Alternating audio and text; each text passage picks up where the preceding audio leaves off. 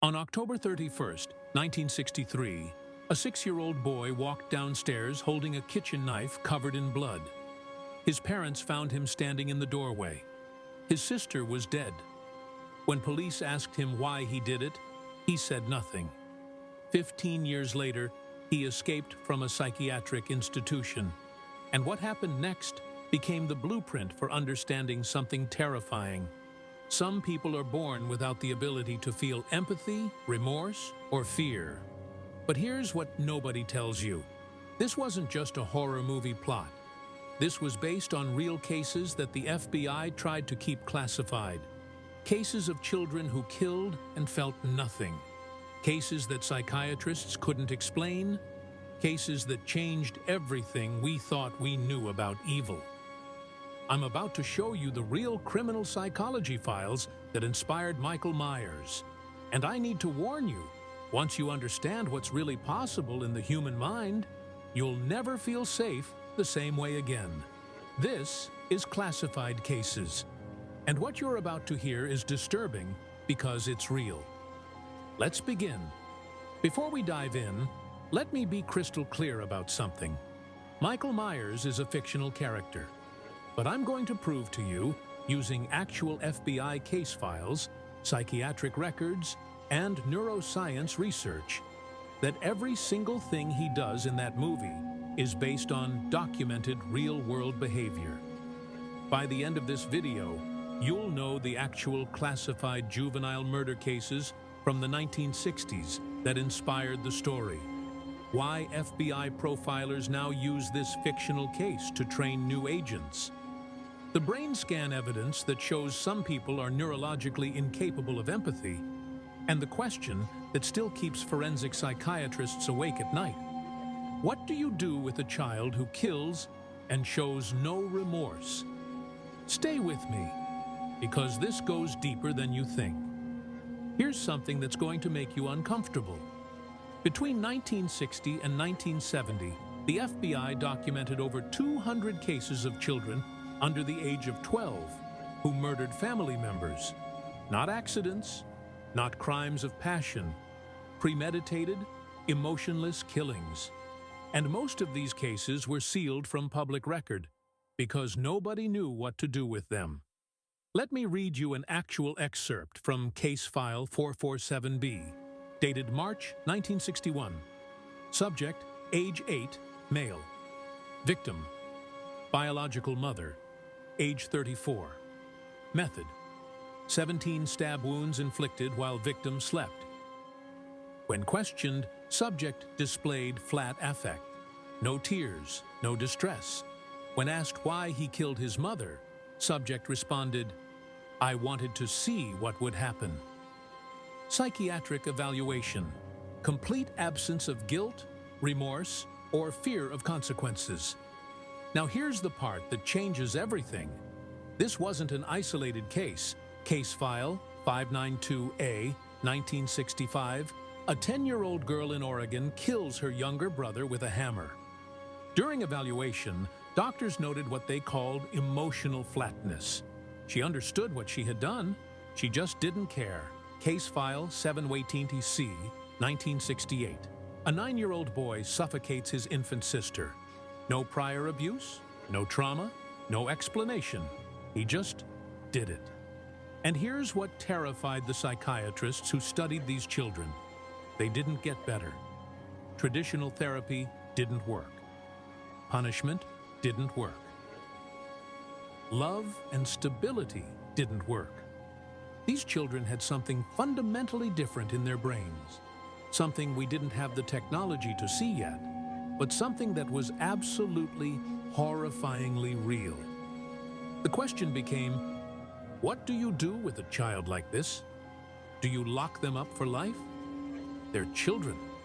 Do you release them when they turn 18? They've shown zero progress. Do you keep trying therapy? All evidence says it won't work. This was the impossible dilemma facing American psychiatry in the 1960s and 70s.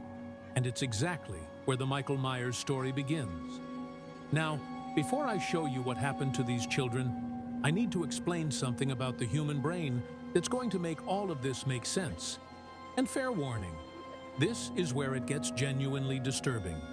Because in the 1970s, researchers discovered something that changed criminal psychology forever. In the fictional story, Michael Myers spends 15 years in a psychiatric institution, never speaks, never shows emotion, never improves. His doctor eventually concludes that he's purely and simply evil. That last part, calling someone evil, that got the movie criticized by psychiatrists at the time. They said it was unscientific, irresponsible, fear-mongering. But here's what's chilling. 15 years later, many of those same psychiatrists changed their minds. Dr. Robert Hare spent his career studying violent offenders in maximum security psychiatric facilities. He developed the psychopathy checklist, still used today, to identify individuals with what he called a complete absence of conscience. And what he found was this: roughly 1% of the population is born with brain structures that make empathy, remorse, and fear neurologically impossible. Not difficult, not suppressed, impossible. Let me play you something. This is an audio excerpt from a real psychiatric evaluation of a violent offender who'd been institutionalized since age 11. Doctor: do you feel bad about what you did? Subject: no. Doctor: do you understand that your actions caused pain to others? Subject: I understand the concept. I don't experience it. Doctor: if you were released, would you do it again? Subject: I don't know. Maybe. Does it matter? That wasn't edited. That wasn't taken out of context. That's exactly how these conversations go. Now, here's the part that nobody wants to talk about. These individuals don't improve in therapy. In fact, according to Dr. Hervey Cleckley's research, therapy sometimes makes them more dangerous because they learn to mimic emotions more convincingly.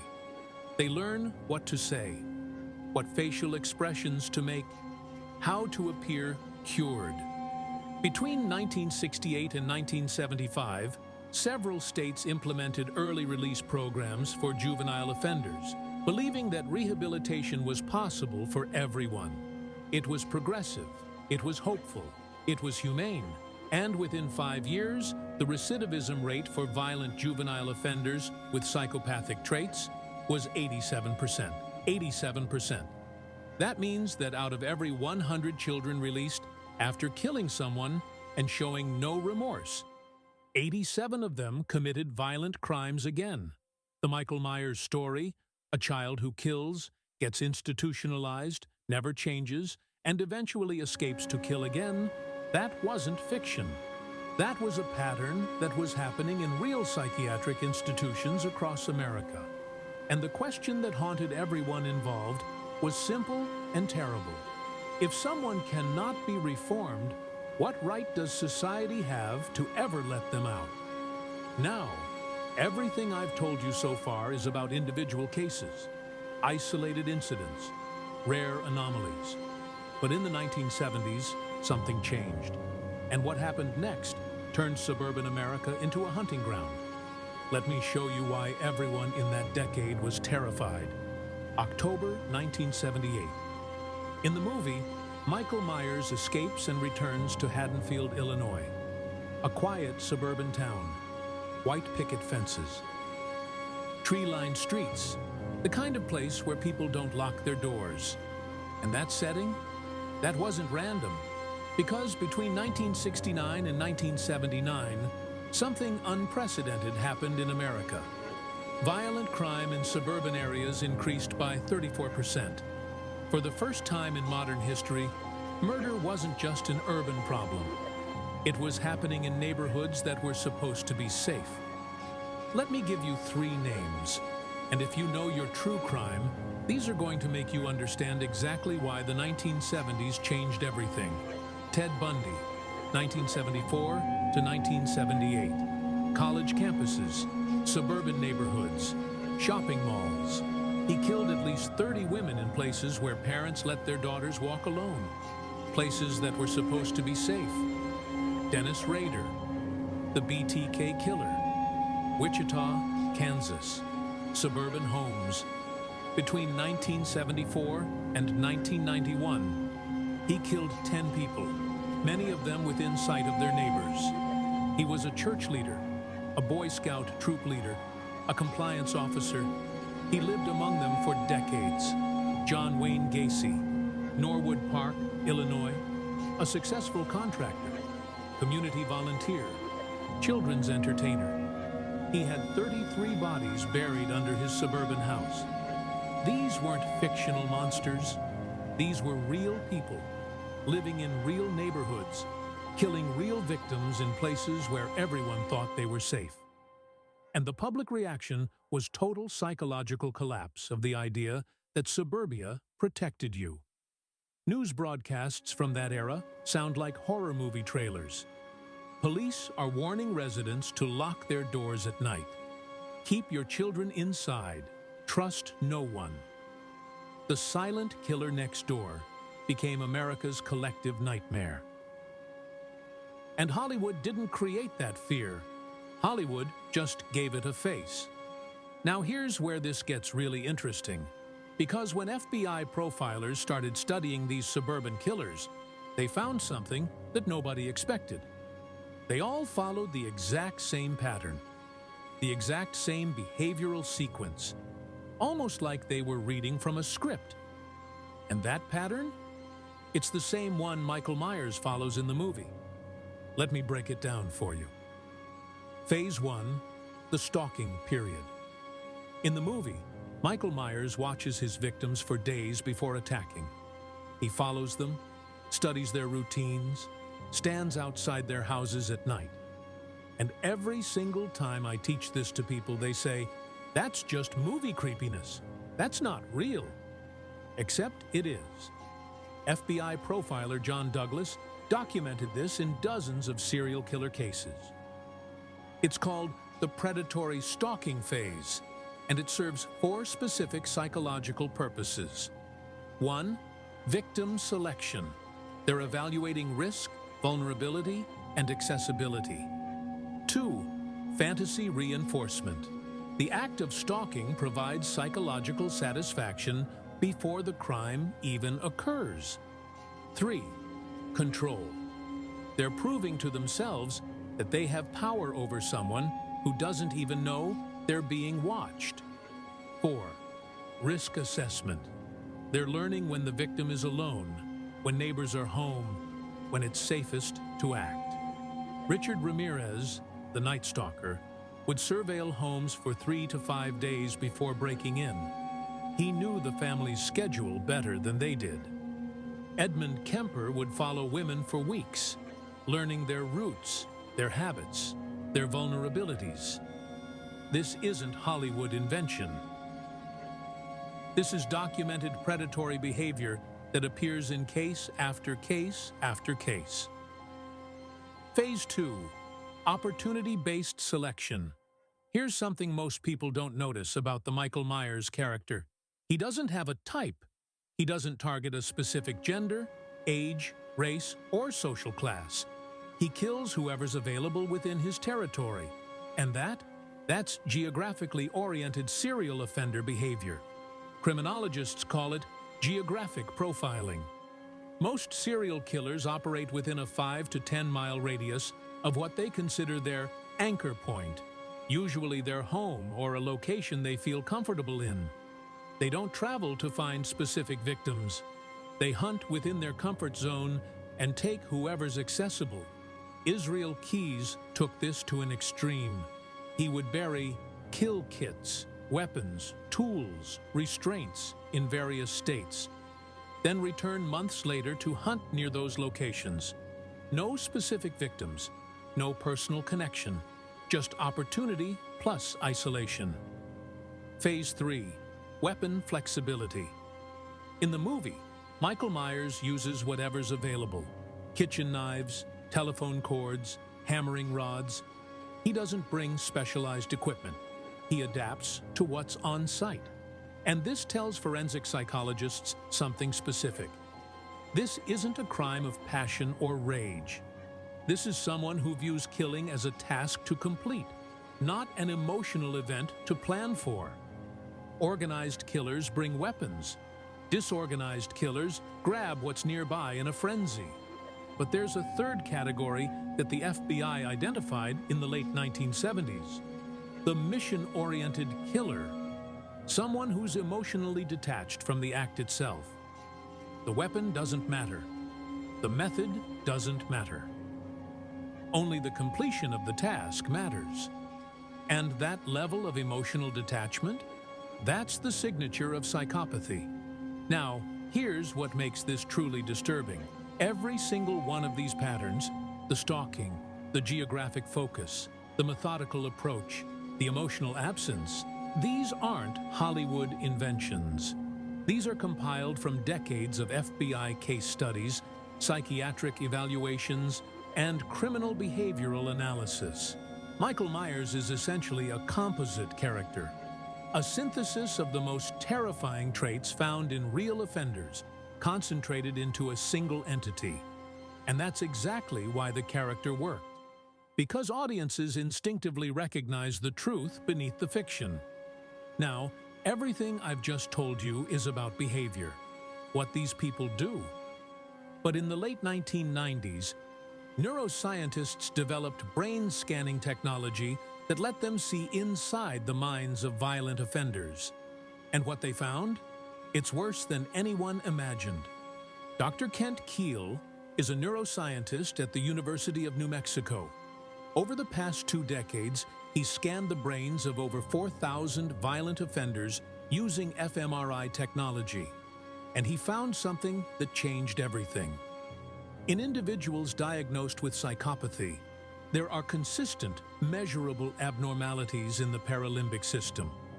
The parts of the brain responsible for empathy, moral reasoning, and fear response. Specifically, the amygdala, your brain's fear and emotion center, shows significantly reduced activity. They don't experience fear the way most people do. They don't feel anxiety about getting caught. They don't experience emotional distress from witnessing suffering. The prefrontal cortex, which regulates impulse control and consequential thinking, shows diminished connectivity. They understand intellectually that actions have consequences, but that knowledge doesn't influence their decision-making. Let me put this in simpler terms. Imagine if your brain had no alarm system, no internal voice saying, "This is wrong," or "This is dangerous," or "This will hurt someone." You intellectually understand social rules. You know what's legal and illegal, but you don't feel any of it. There's no emotional weight, no guilt, no fear, no remorse. That's not a choice. That's not trauma. That's not poor parenting. That's a physical brain structure difference that can be measured, scanned, and documented. Dr. Pruder, James Fallon, a neuroscientist who accidentally discovered he himself has the brain structure of a psychopath, described it like this: "I understand intellectually that harming people is wrong, but I don't feel that it's wrong. There's no emotional weight to it. I follow social rules because it's logical and beneficial, not because I feel compelled to." Now here's the terrifying part. These brain differences appear early. Some researchers believe they're present from birth. The McDonald triad, bedwetting past age 5, animal cruelty, and fire setting, appears in the childhood histories of a significant percentage of serial killers. Not every child who exhibits these behaviors becomes violent, but among violent offenders, these markers appear with disturbing frequency. Let me read you another case excerpt. This one's from 1976. Subject displayed all 3 McDonald triad indicators by age 7. Multiple incidents of killing neighborhood animals, described by subject as experiments. Fire setting in isolated areas. By age 14, subject had attacked 3 classmates with weapons, showing no remorse when confronted. By age 23, subject had killed 4 people. So here's the question that's haunted psychiatrists since the 1970s. If these neural patterns are present from birth or early childhood, if traditional therapy doesn't work, if the brain structure itself prevents empathy and remorse, can intervention prevent violence? Or are we simply identifying future killers we have no way to stop?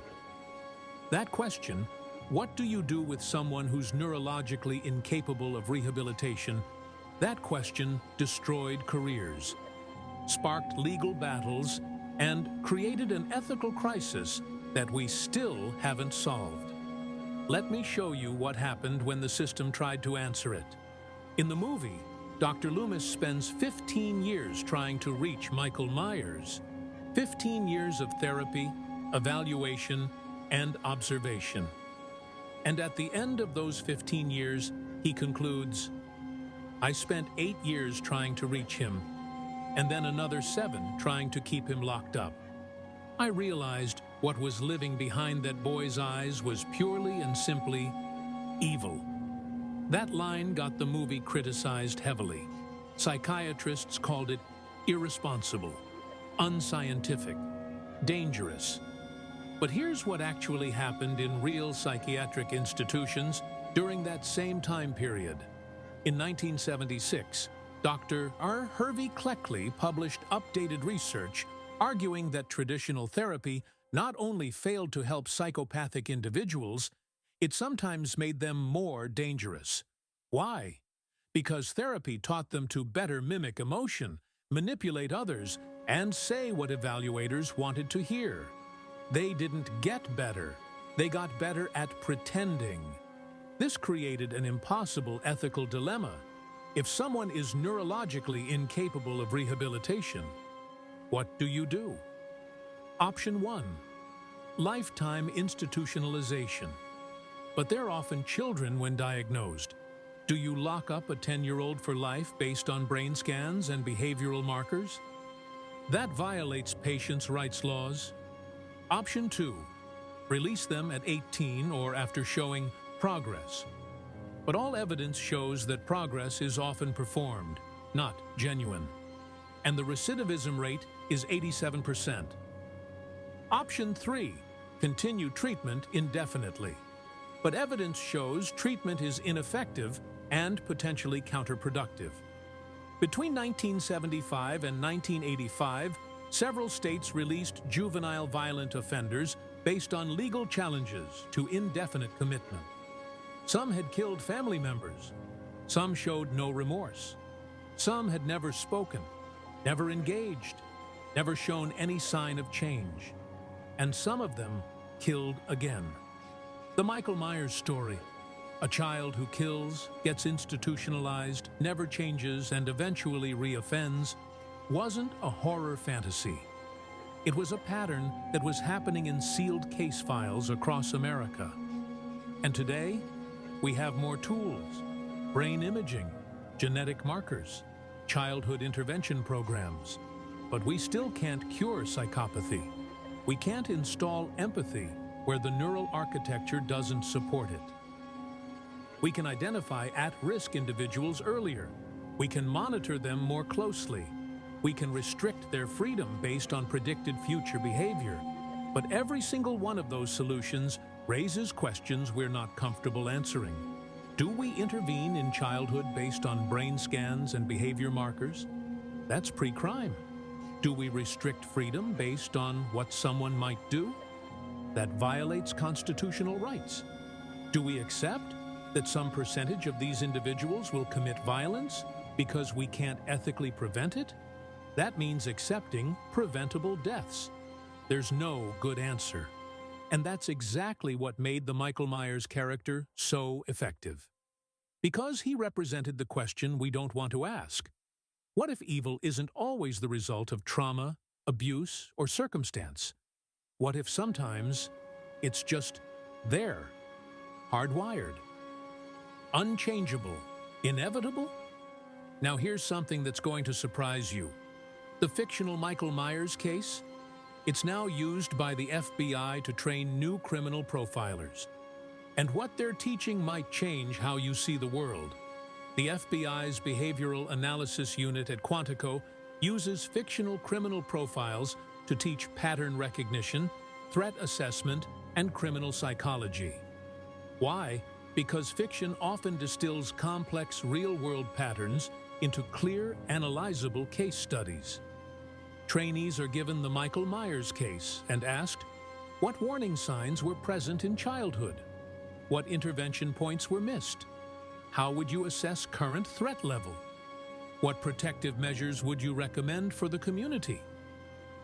And the answers they develop mirror real-world protocols that are now in use. Mandatory extended evaluation for juvenile violent offenders, especially those showing psychopathic traits. Multidisciplinary threat assessment teams, combining psychiatry, law enforcement, and social services. Restricted release protocols, requiring demonstrated neurological and behavioral change, not just time served. Lifetime monitoring systems, GPS tracking, regular psychiatric evaluation, and immediate response to concerning behavior. These aren't theoretical. After multiple high-profile cases of released juvenile offenders committing new violent crimes, many states implemented exactly these protocols. Fiction predicted policy. And here's the uncomfortable truth. These policies work. Violent crime by repeat juvenile offenders has decreased significantly in states that implemented them. But they also mean we're monitoring citizens for life based on crimes committed as children, based on brain scans, based on behavioral predictions. We've created a system that prioritizes public safety over individual liberty. And every single person involved knows it's ethically questionable. But the alternative, releasing individuals with an 87% reoffense rate, that costs lives. So we chose safety over freedom, and we did it quietly. So let's come back to where we started. October 31st, 1963. A 6-year-old boy with a knife, a dead sister. No explanation, no emotion, no remorse. 15 years of institutionalization. No progress, no change, no hope. An escape, a return to his hometown, a killing spree, strip away the mask, the mythology, the supernatural elements, and what's left. A composite of real behavioral patterns, a synthesis of documented neurological abnormalities, a reflection of cases that exist in sealed files across this country. The creators of Michael Myers didn't invent a monster. They revealed one that already existed, scattered across decades of criminal history, psychiatric records, and FBI case files. And that's what makes this so disturbing. Because unlike fiction, real cases don't end with credits. Real psychiatric institutions still house individuals who've never spoken, never shown remorse, never displayed any sign of humanity. Real neighborhoods still experience seemingly random violence from individuals who lived among them, undetected, for years. Real families still wonder if their child, showing early warning signs, will become violent, and if there's anything they can do to stop it. The questions remain unanswered. Can we identify these individuals before they act? Can we ethically intervene in childhood based on brain scans and behavior? Can we balance public safety with civil rights? Can we cure what may be neurologically incurable? These are the questions that keep forensic psychiatrists, criminal profilers, and law enforcement awake at night. These are the questions that inspired fiction to hold up a mirror to our darkest realities. And these are the questions that don't have good answers, because the truth is, we've gotten better at identifying psychopathy. We've gotten better at monitoring high-risk individuals. We've gotten better at restricting their freedom. But we haven't gotten better at fixing them. And maybe we never will. This has been Classified Cases. We've examined the real-world criminal psychology, documented case patterns, neuroscience research, and forensic evidence that inspired one of fiction's most disturbing creations. Michael Myers isn't real, but the behavior patterns he represents, the neurological profiles, the unsolved ethical questions, those are terrifyingly genuine. If this video made you think differently about crime, psychology, or the nature of evil itself, that's exactly what I intended. Because awareness is the first step toward prevention. Understanding is the foundation of safety. And the most dangerous cases? They're the ones we refuse to examine. If you want more deep-dive forensic analysis like this, subscribe now. Next week, I'm analyzing the real psychology behind another fictional killer. And the case files are even more disturbing than this one. Drop a comment and tell me, do you think we can identify potential violent offenders in childhood? And if we can, should we? Hit that like button if this changed how you think about criminal psychology. Until next time, stay vigilant, stay informed, and remember, the scariest monsters are the ones that are real.